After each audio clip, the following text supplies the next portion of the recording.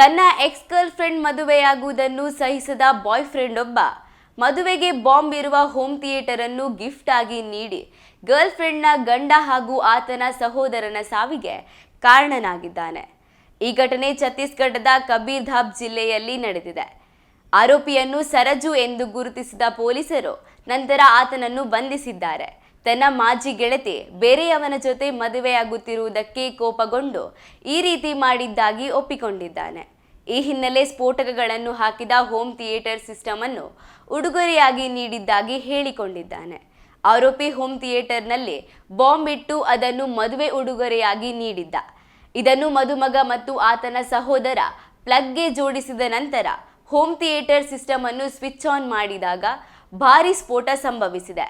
ಈ ಸ್ಫೋಟದ ಪರಿಣಾಮ home theatre ವ್ಯವಸ್ಥೆ ಇರಿಸಲಾಗಿದ್ದ ಕೊಠಡಿಯ ಗೋಡೆಗಳು ಮತ್ತು ಚಾವಣಿ ಕುಸಿದು ಬಿದ್ದಿದೆ. ಇಬ್ಬರು ಸಾವನ್ನಪ್ಪಿದ್ದರೆ 4 ಗಂಭೀರವಾಗಿ ಗಾಯಗೊಂಡಿದ್ದಾರೆ.